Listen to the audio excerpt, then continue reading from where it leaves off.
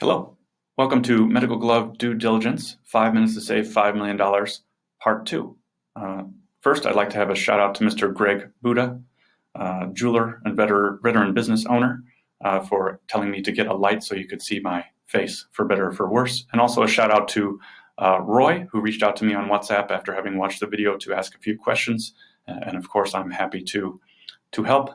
Please like and subscribe to my channel, so you don't miss any of these exhilarating videos. Okay, in the last video, we talked about FDA, how we can use the FDA databases to verify what people purporting to be suppliers can or cannot do.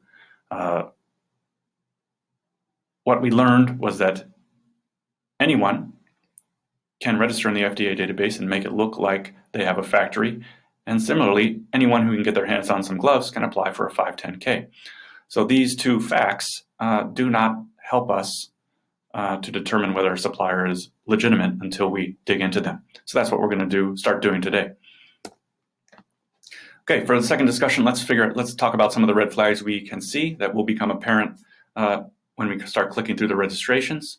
Red flag number 1, oversell. When you register for your establishment with the FDA database, you have to tell them what you're capable of.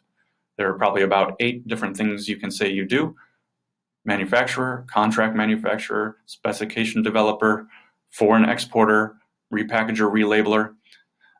Very few companies do all of those things. So if they say they do all of those things, that's a red flag. Number 2, 510K applied. So if someone actually has a 510K, that will appear on the FDA database. If they don't and have applied for one, you won't know. So, but in order to ship to the US under the regulations, you have to have a 510K. Red flag number 3, what they say in the FDA database is not verifiable on the ground. And so we'll talk about that as well.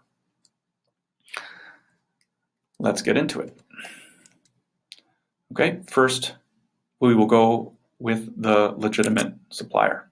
Let's go to the FDA database. Here's the FDA homepage. Scroll down to medical devices, click through, scroll down to search medical device databases, DRLM. Put in Sri Trang, my former employer. I promise you personally that they are a legitimate supplier, having been to the factories that they had at the time I worked there, which are now more because they're expanding and doing extremely well, obviously. Okay, first let's click on the registration.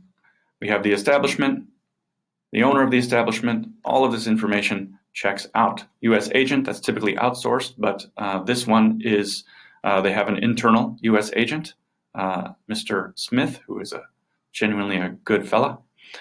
And then they have their official correspondent, and I hope that's not her. I'm sure that's her real phone number, and I imagine she's getting a lot of calls that she doesn't understand these days. Okay, clicking back through. Let's see what establishments they have. Okay, it looks like they have 4 establishments. And if we look at under the current registration year tab, we see what they've said they can do. Okay, contract manufacturer, manufacturer, foreign exporter, specification developer, manufacturer. All of these are tied to their products. So we see they say exactly what they can do and nothing more. Now we'll click through to the polymer patient examination glove, one of them, and look at that. This is product code LZA. This is the nitrile glove everyone is after. We see, most importantly, that they have a 510K number attached to their registration. If they don't have this, then that is a red flag. Maybe they've applied for one. Maybe they've applied for a legitimate one. Maybe they haven't. So this is then what we need to look through. We'll click on the 510K number to make sure that it is associated with the company. Okay, in this case, it's Siam Sempermed. Why is that?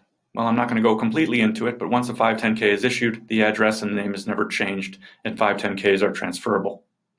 Okay, so this is another thing to click through.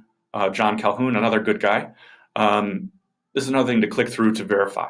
So in the future, we will then look to our other examples to see how these things perhaps raise questions or don't add up.